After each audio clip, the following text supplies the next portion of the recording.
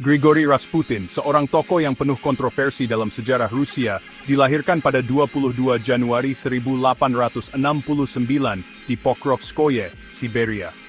Hari ini, kita akan menyingkap tentang seorang yang dikenali sebagai pendeta gila yang menjadi puncak kejatuhan dinasti Romanov. Sejak kecil Rasputin dikenal sebagai seorang yang mempunyai kuasa gaib dan mistik, serta dapat menyembuhkan orang sakit.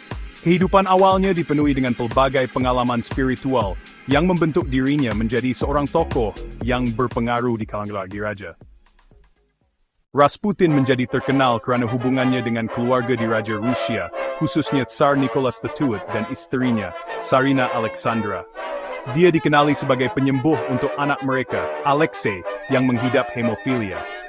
Keberkesanan Rasputin dalam merawat Alexei membuatnya mendapatkan kepercayaan dan pengaruh yang besar di kalangan keluarga diraja.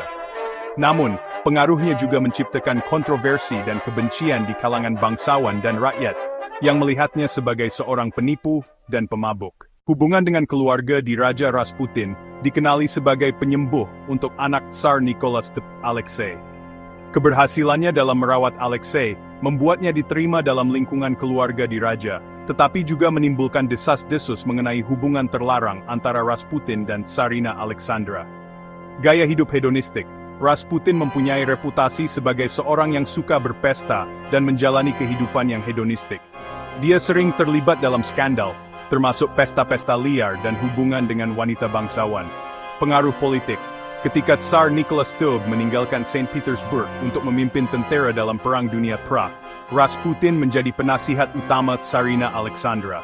Banyak pihak menganggap Rasputin sebagai penyebab utama ketidakstabilan politik dan kemerosotan moral di Kekaisaran Rusia. Misteri dan rumor. Kehidupan Rasputin dikelilingi oleh banyak misteri dan rumor, termasuk tuduhan bahwa dia terlibat dengan sekte mistik seperti Klisti. Pembunuhan dan legenda. Pembunuhan Rasputin pada 30 Desember 1916 oleh sekelompok bangsawan menambah kehebohan seputar namanya. Tindakan ini dianggap sebagai usaha untuk menghapus pengaruhnya atas keluarga kerajaan. Lagu Rasputin yang dinyanyikan oleh Boney M adalah tentang kehidupan dan kematian Rasputin. Lagu ini menggambarkan peranannya sebagai tokoh mistik dan pengaruhnya terhadap keluarga diraja, serta reaksi masyarakat terhadapnya. Menariknya, penyanyi utama Boney M, Bobby Farrell, juga meninggal dunia di Saint Petersburg pada tahun 2010, pada tarikh yang sama, yaitu 30 Desember, tempat yang sama di mana Rasputin dibunuh.